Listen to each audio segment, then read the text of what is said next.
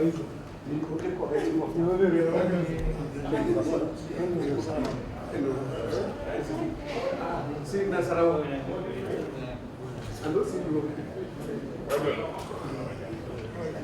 you?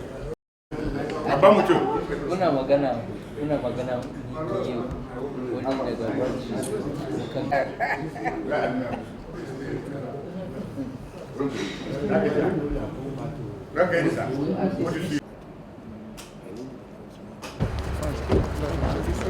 Hey, please.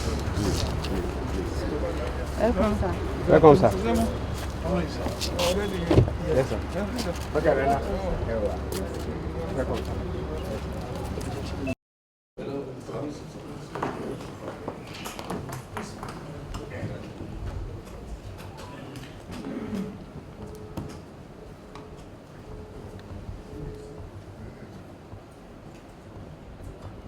Good afternoon, Your Excellency. Good afternoon. May we sit there, please? Thank you. Planned will be the success. The success that we. Thank you. Can we please switch on 1999 to 2007?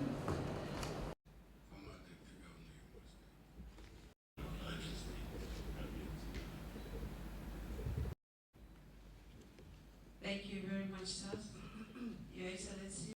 Cases of His Excellency once more. Ordinarily, this is about the 7th interactive meeting with key statutory delegates, but I have never spoken. And I crave indulgence of my sister, Dr. Baraka, to allow me to say a word or two. Excellencies, we are meeting here for the very first time in a long time. But let me say, this program has been on for the last 2 years or so. Even while our principal was abroad studying, we have never learned in meetings and meetings and meetings. 2 months ago, High Chief President of Pesi transfers this country, making consultations, and so on and so forth. And 2 months ago, there has never been a dull moment since our principal returned to Nigeria. Now, at a meeting like this, and in a moment of this nature, I'm looking at 2019 and what happened in 2019. And in a similar climate of other democracies, it is unheard of by a political and opposition political leader will have candidates trying to muzzle their ways with him. More so, we are all living witnesses to the fact that we had won this election in 2019 clean and clear, and most PDP members agreed that Alhaji Atiku Abubakar won, but the votes were taken away. Secondly, gentlemen, here we have a candidate that carries 12 million votes. 12 million votes on his shoulders, representing our party. And yet, we are contemplating trying to ask other people, even though it is their natural right, to start also pairing their shoulders with him. Gentlemen, with 12 million votes in 2019, and by an APC government, we know as a matter of fact, we had won this election with more than 15 million legally casted votes. And we have an individual who was able to garner those votes for us. Which means by 2023, we are 12 million plus, ahead of any other contestant in this country. And that is the logic a lot of us have failed to understand. With Waziri, on day one, we had in Akiti over 12 million votes. And the only person that has ever recorded anything about 12 million votes is, of course, the president of this country. Gentlemen, I want us to reflect that, and I want us to also know it is incomprehensible in a third world politics, or even in developed countries, to be in opposition to a period of 16 years. So far, we have done it. Any opportunity given to APC to keep power in 2023, we are giving them another opportunity of 8 years. That means 16 years. No political party in the history of developed democracy survives as an opposition for 16 years. No wonder. Check the United States of America, check the UK, check Singapore, check Malaysia, check India, check Indonesia. No political party will be able to survive in an opposition of 16 years. And that is why at every given time, we must sit down and reason and believe that we have to break whatever it takes in making sure that we provide somebody who can win this election for us. Gentlemen, we are not bringing Wazir to the fore as a regional candidate, nor as a religious candidate. His political experience has traversed those issues. He is not defined by his religion, and he doesn't define you by your religion. He is not defined by the region he comes from, and he doesn't define you by the region you come from. He is not defined by his ethnicity, and he doesn't define you by the ethnicity you come from. Certainly you can see the few of us are here. Southwest, Northeast, Northwest, South. This is Atiku Abubakar for you. This is what he believes, this is what he stands for, and therefore, gentlemen, as you come here, I want to crave your indulgence to reflect on some of these takeaways. There are many, many things I'm sure that you also have built over the years. But what we have, finally, is a candidate that can win us this election. All we need, even if it's from the moon, we need a candidate that will be able to deliver this election to PDP, and by extension, the Nigerian populace. God forbid if the APC will muzzle their way in 2023, whether you and me and many others will have a country that is called Nigeria. And you could see the signs, the very dangerous signs. Quite a number of us have reached an advanced age. What about our sons, grandsons, brothers and sisters, and people of younger elements? And therefore, thank you very much. Thank you, Dr. Baraka, for giving me this opportunity. I really appreciate it. My the opportunity is always there for you to take. Yeah. At this juncture, I just made a very entourage. That's why I decided to stand up. It's on the 23rd of March here in Abuja, and we graciously plead with all of you to please support and be present to give support and feeling. It is not easy in this climb to compete against a sitting government. Waziri Atiku Abubakar won 2019 election very, very clearly. He has the bloc support. I was in all the states together with the entourage, and everybody pledged support. I've conveyed that message to him, the warm reception we had, and the mandate that I was given. In fact, in Gombe, we were told that if Waziri does not run, PDP should forget the presidency of the federal. happy the deputy governor is here, and I conveyed that.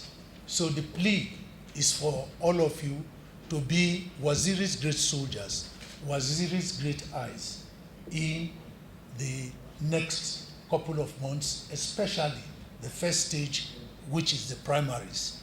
You have a lot of role to play. We believe in you. We want to trust you.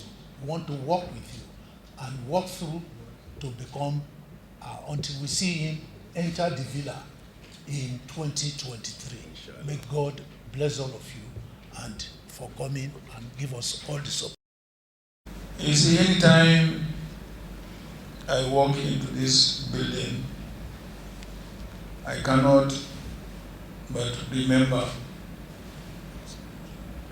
the person under whose name we came together to put this edifice.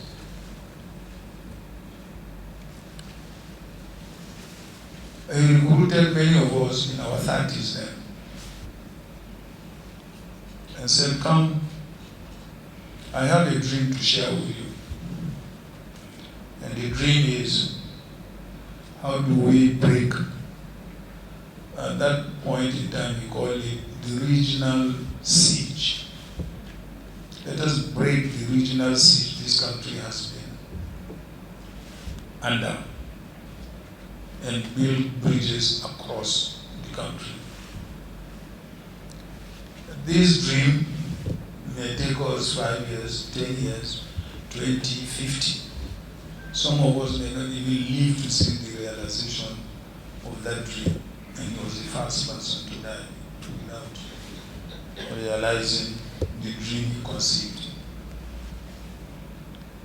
So that's why when he died, I traveled to the United States and I visited the King Center, late Martin Luther King, in Atlanta. After visiting the King Center, I came back with that concept. I said, we will also put the center in memory of the late Sheikh Yaradua. And that's how we came together with friends to build the center.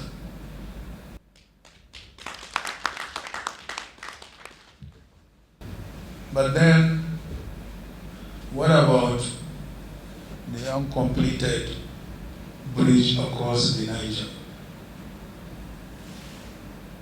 And that's what has kept me on in politics till today. And that's why if you go out, many of the people or visitors who come to this center always ask, what is this uncompleted bridge? It is the uncompleted bridge. It started building with us and couldn't complete it. And we want to see if we can complete it. We may not complete it. Maybe our predecessors are people who will inherit this legacy. Maybe our children, maybe our grandchildren, and so on and so forth. But that does not mean we should abandon building bridges across this country to forge unity. So let me welcome all of you and thank you very much indeed for coming. I also want to use this opportunity to thank very many of you who supported us in Port Harcourt during the last convention. Most of you, in fact, supported us. We want to thank you for that support. Here we are again in an election season. Some of you hold dual positions in the party. You are former deputy governors, you are members of the DOT. I don't know whether when you come to vote, they will leave you to vote.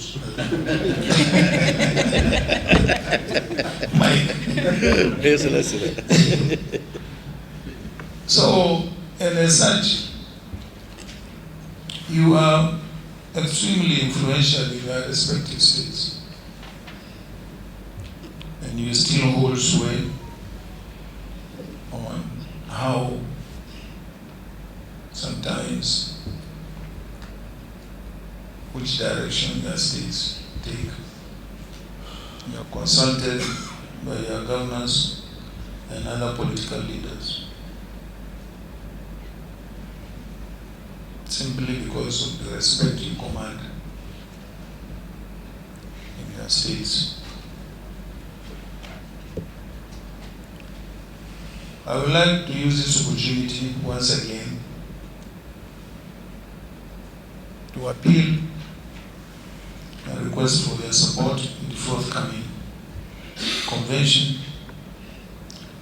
Like the Senate leader said, this is not about North or South. This is about how do we regain government. We have been in opposition for almost 8 years now. Another 8 more years of opposition will see to the death of this party. Because many of our supporters will gravitate towards the ruling party. Those of us who are old enough may decide to retire. Therefore, it is a very, very crucial moment in the history of our party that what we need to do is to present a candidate that can win us that election. Not only a candidate that can win us this election, but also a candidate that can bring about one of the most important requirements today in this country, is the unity of this country. That can give every part of this country a sense of belonging. It is only when, let me recall 1998 elections. We won PDP handsome, no doubt about that. But when the president and I met, we had a similar challenge at that time. And the challenge was that how do we incorporate the Southwest, which was virtually drifting out of the country. And so despite the fact that we had the majority to govern, we decided first of all to have a government of national unity. We invited all other political parties to join. And then the temperature of the country just went down. When the temperature of the country went down, we now started governing. Therefore, I can assure you, with the kind of experience that I have and gathered over the years, both in government and politics, I do not look forward to anything other than making sure that every part of this country has a sense of it. We have this peace and calmness that we can begin to govern, say, implement policies on the economy, implement policies on education, healthcare, security, and so on and so forth. So, it's not that we don't have competent people or people who have the leadership qualities and so on and so forth. But unfortunately, we don't even teach history in our schools today. So a young man who is in the university does not even know what happened in 1998 or 99. They don't know. Just in case. So we need to reflect and all that so that we make a wise choice in the forthcoming elections. Therefore, I will want to appeal to you once more for your support in the forthcoming elections. Not only for your support, but for the support of all those who listen to you, those who take guidance from you, those who take counsel from you, and those who obey you. So I want to appeal to you once more to give me your support, so that together we can reunify this country, we can bring about peace. No part of this country is safe today from one form of insecurity or the other. No part. And our unity has been threatened to a point of breaking off completely. Our economy is in tatter. Very similar to the situation we met in 1999 when we came in, as far as the economy is concerned. At that point in time, the price of crude, which was the main source of foreign exchange, was almost at its lowest level. There was no foreign reserves. But we managed the government in such a way that we were able, of course, to grow the economy to a level that has not been achieved anymore until today. And there are many capable hands from all parts of this country to help us do that, to support you.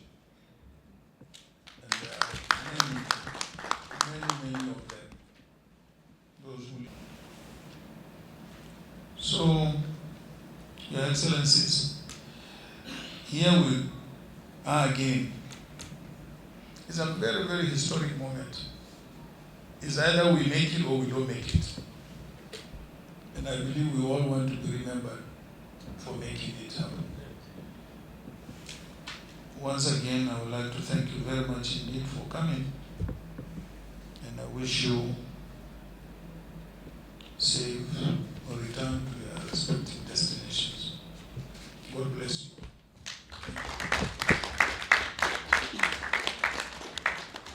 Thank you very much, Your Excellency, sir.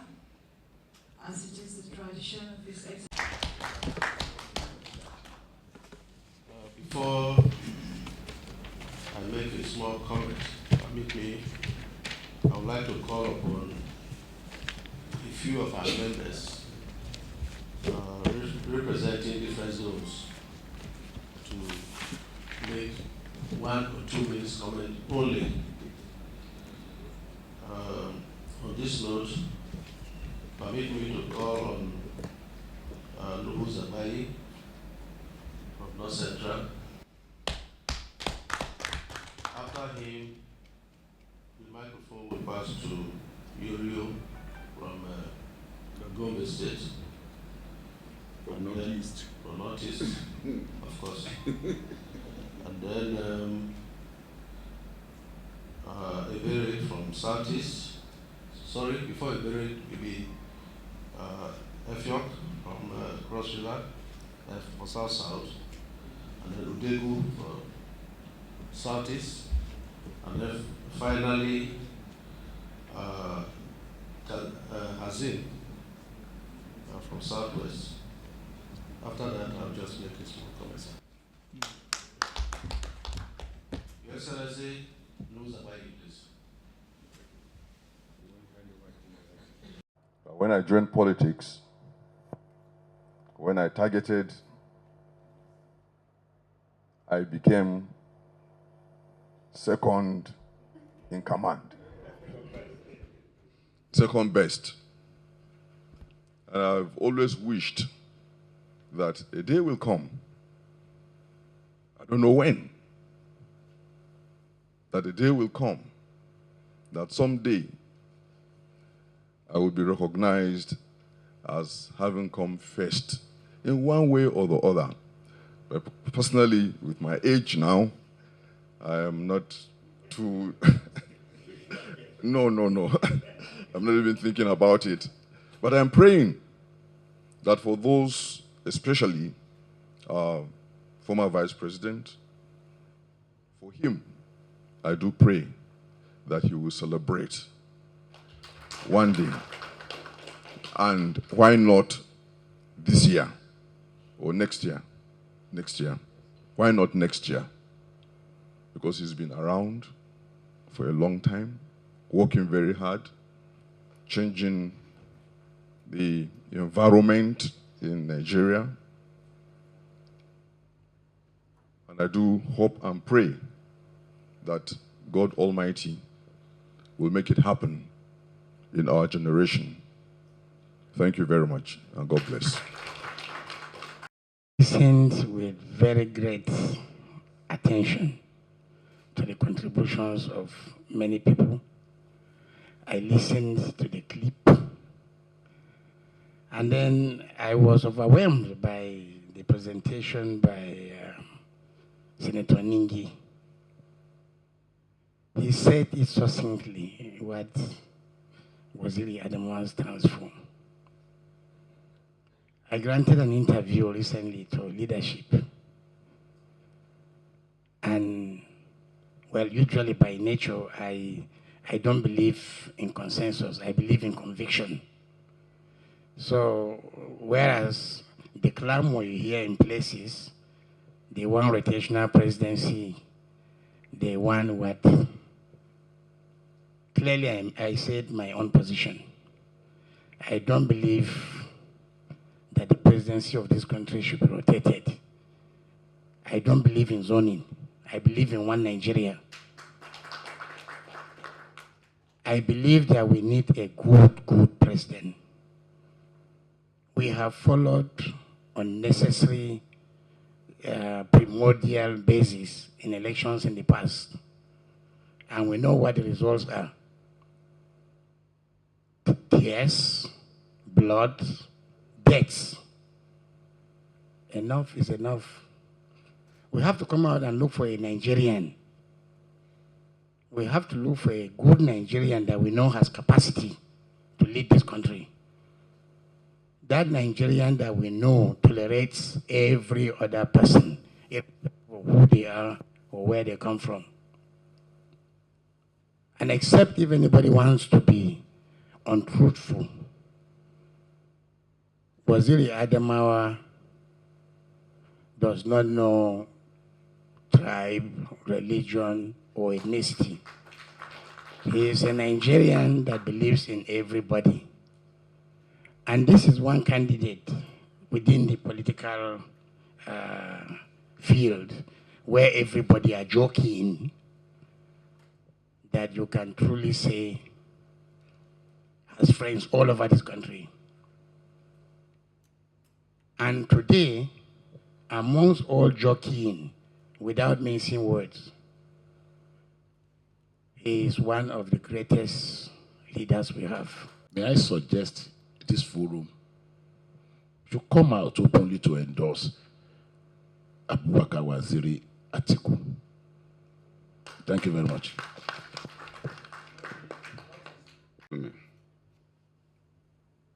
I want to commend my colleagues that have spoken. Thank you very much. Mine is to thank you for speaking and speaking for my principal.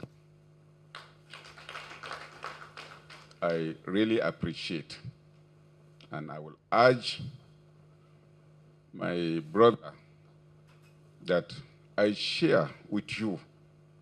Let's tell ourselves the truth.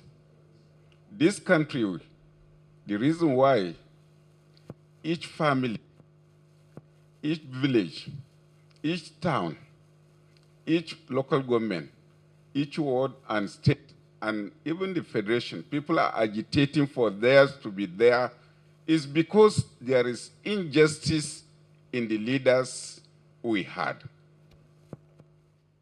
As my sister Baraka said, things are working. You don't need to get Igbo president before you feel you have belonging. You are part of this country. I don't need to have somebody from Northeast before I say I have a president. But I want to assure you, our principal, the former vice president, is going to change the narratives. Believe me sincerely, we are not here to speak rhetorics. All of us are living witnesses when he was the vice president. And he embraced each and everyone in this country. When my chairman was saying he said to be a full South-South, he has not gotten a wife there, say at least he has gotten in Southeast. So Southeast, he is your son. At least, if you are going to refuse him this presidency because you want it, I don't know whom you want to be a president of this country, because he is also your son. A son-in-law is a son. And I'm very sure with the power of a woman, you may even gain more than we in the Northeast. So please, keep your fear aside. Let's talk the quality of Atiku Abubakar. If the clip we listened, we heard what is in his mind. We heard what he wants to see this country. And from what he said, where we are sitting here, they had a vision. Unfortunately, the person that was leading the vision, God has taken his life, may his soul rest in peace. He is alive. Let's give him that opportunity. And believe me sincerely, we are not going to regret it. As he has said, he wants to leave legacy. Our principal is not looking for money. Somebody has said it. He's contented materially. He is contented family-wise. God has blessed him with all what a man needs to get on earth. What he wants now is Al-Jannah Firdausi. And he will get it by serving this country. So I want to assure you that let's keep our fear away. Atiku Abubakar will do wonders. Atiku Abubakar will change the narratives of this country. And we are going to say, we made a mistake. Had we known, we would have made him the president 2019. All this nepotism that is going on now, all this shattered and battered economy, it wouldn't have been here. That's why I say, even in some states, we have that fear because we have not gotten a governor that is sincere, that is accommodative, that has carried everybody in the state as his own. It is high time we start looking for those leaders, and Atiku Abubakar is that leader for this country at this time. Let me tell you, some people may deceive you that some people in Northeast are trying to contest this presidency. But let me assure you that we had a one-day sensitization for Northeast. We asked, if you, a stranger, want to send your neighbor's child, you should ask the neighbor, I have a message I want you to give me a child. Whom do you want me to send? Your neighbor will say, what kind of message? Because if it is the one that runs fast, he knows his children. If it is something to do with strength, he knows his children. We, at that one-day sensitization, we said, even if 10 people will come out from Northeast, we have endorsed Abubakar as our president. This is not politics. I don't know politics. That's why I'm so plain, and that's why sometimes we find misunderstanding with politicians. Some people, they want deceit. They say that is politics. But what I'm telling you, believe me sincerely, it occurred in notice. We have endorsed him. And I'm begging all of us, as the last speaker said, Chairman, if by God's grace there will be a communique, I'm saying we have endorsed Atiku Abubakar as our candidate come the convention. And we are going to do everything to make sure that he gets the ticket. I'm very sure by the number of us that have spoken, majority have endorsed Atiku Abubakar. Am I right? Yes. Am I right? Yes. Thank you, sir.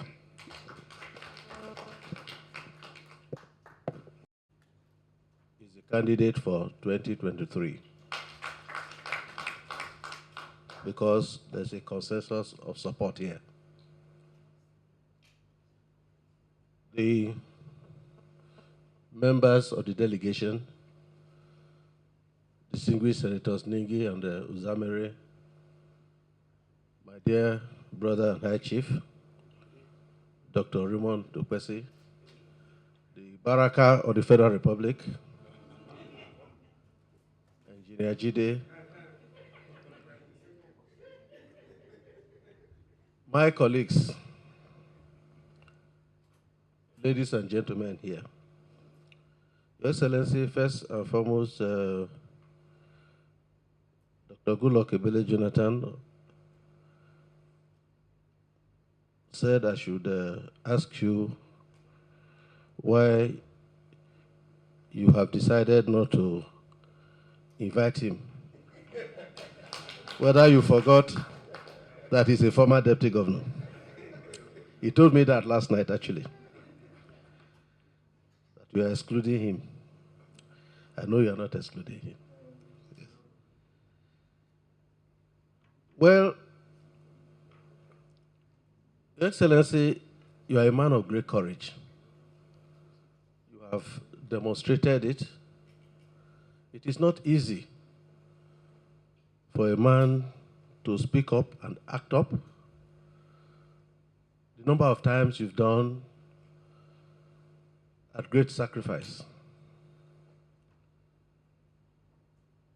You are somebody that perhaps each and every one of us have a personal experience with.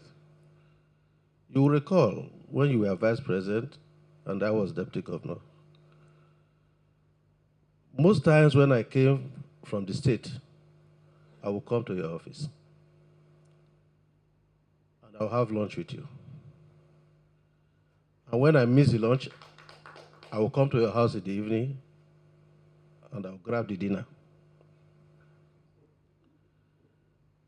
Even there was a time when your office became a dangerous place to access. My Oga could not come again. You remember I was coming.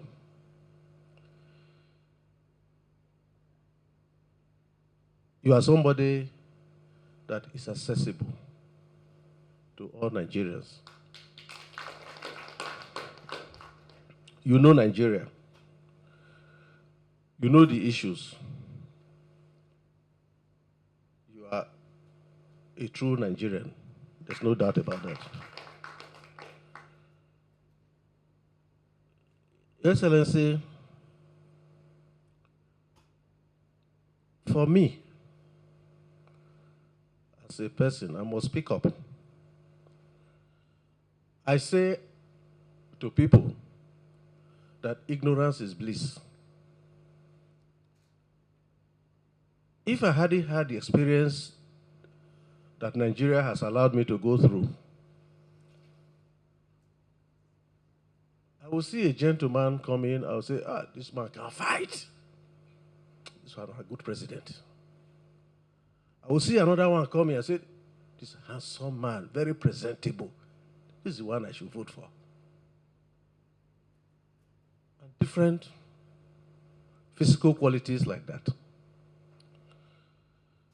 But having been there, and having the commitment to see that we reverse this order of degeneration in our country, in our society. I look into the horizon, I look into the field of play. I look at the actors, and this is where ignorance would have been a blessing to me.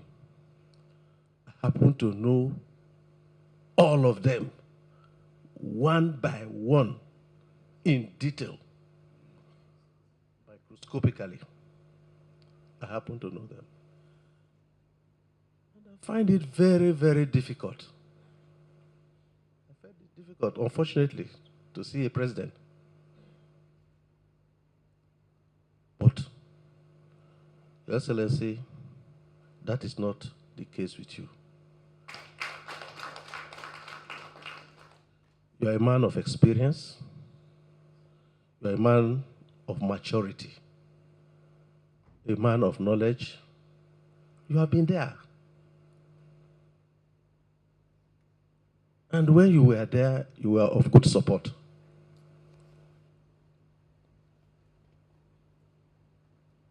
In your particular duties, when it came to privatization, forget what people will say politically. It was a great success. It was a great success. Even our meetings with you in boundary issues, they were very consoling. They were decisive. And it brought peace all the time. You know, although we are bounded by Northern region, we had a boundary issue. Then you didn't say that, oh, you come from Northern region, therefore, you know, the legal notices should be, you follow the law. I have that for you. Well, today is not the day for speech making or for election or whatever, but I believe I'm very clear.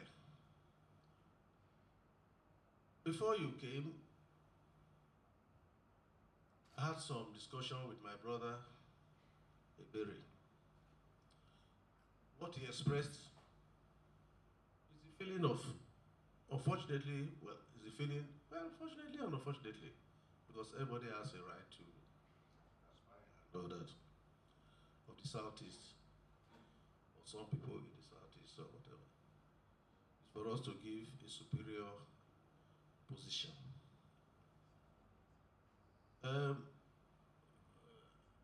I did counsel him that, yes, you are free to say that.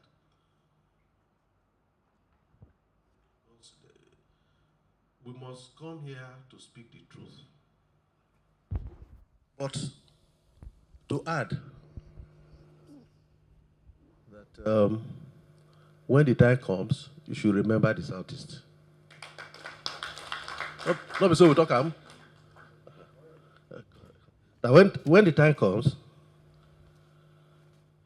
you should remember the Southeast. So I want to congratulate you for this outing. You are the first person that has recognized us.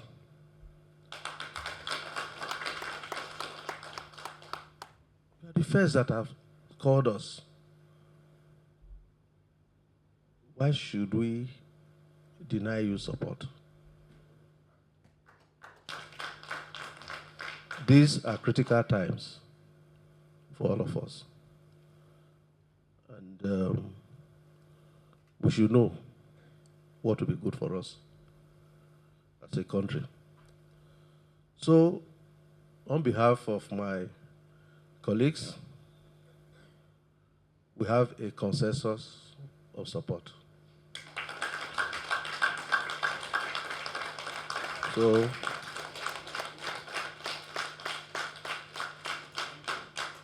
we thank you and we congratulate you. We pray for you. We pray for you. It's the same now, na grammar. you this politician. Yes. What is it? But they all clapped. Have we endorsed Alhaji Atiku Abubakar? So it is. There's no nay.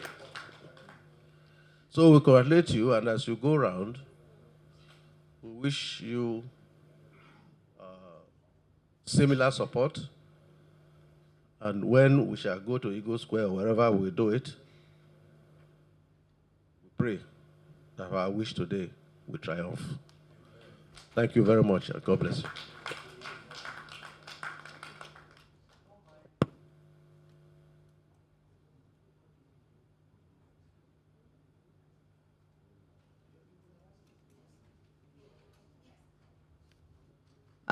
I have to pass the microphone at this juncture to our leader because in 2017, I had a disagreement with these people over zoning. And then I broke away from PDP. We went together with Bola Tinubu, we formed AC. 2007, I'm sorry. Bola Tinubu wanted to be my running mate. After they gave me the ticket in Lagos, I refused him the running mate. I gave a Southeastern. Is that not what happened? Is that not what happened, sir?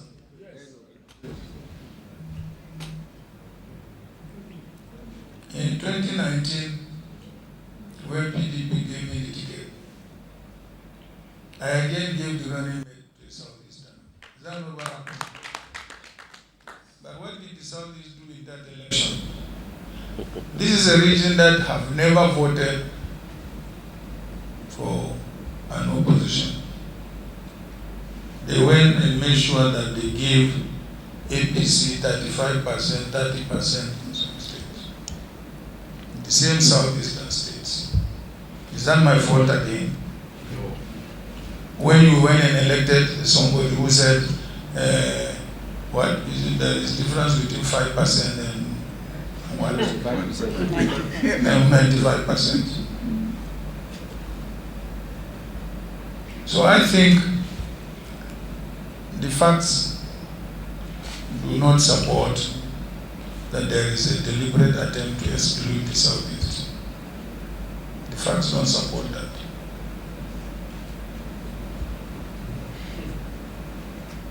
The same thing I tell the Southwesterners.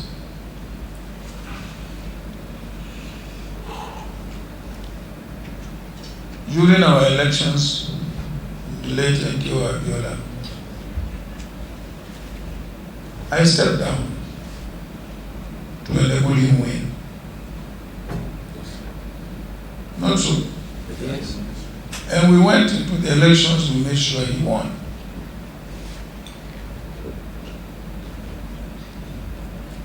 In 1998, again, we supported Obasanjo from the Southwest. In 2003, even when all the governors of PDP came to me and said, look, we don't want Obasanjo again, we want you to take over from him. I said, go back to the resolution of the expanded caucus, where we all agreed that we should allow the Southwest to complete their 8 years. Again, I declined. Some of the governors who were instrumental, to me being redundant, even had to go to jail. Edo went to jail, Delta went to jail, Bayelsa went to jail. Simply because they supported me to, not to support my boss, and I declined.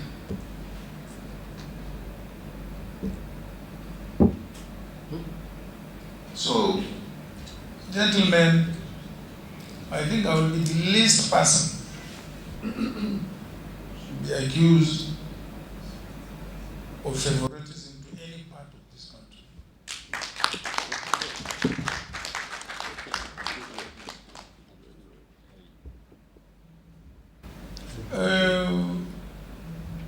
Who was saying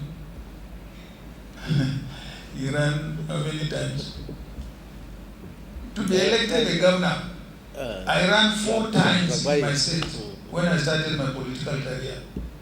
I ran 4 times before I was elected.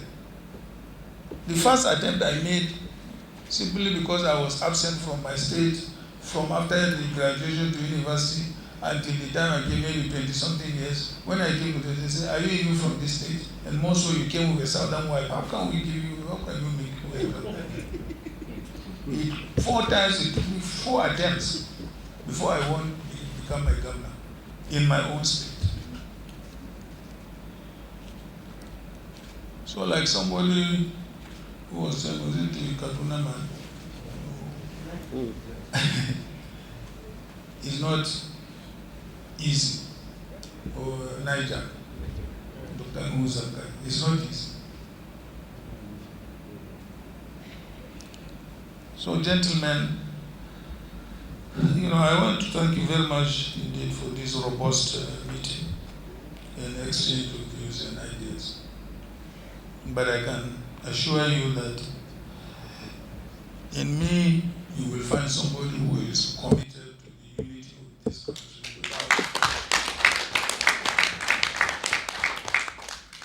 And with me, you will find somebody who will give every part of this country a sense of belonging. We will all sit down together on the same table and decide what is good for this country. I thank you very much. God bless you. Distinguished Excellencies, as the saying goes, right before we close, Your Excellency, we crave your indulgence to please present His Excellency with this letter of appreciation.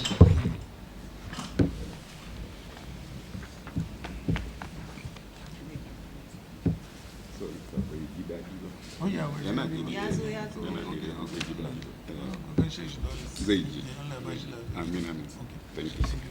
Thank you. Of heaven and earth, guide us unto the straight path, give us courage. Go on. Go on.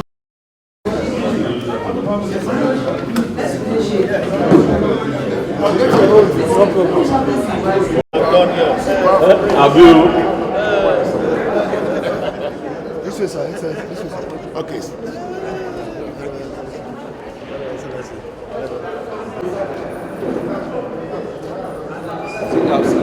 Outside.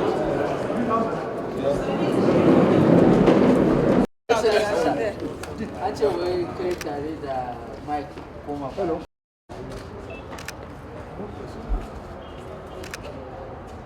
When you finish, you let us know. Thank you.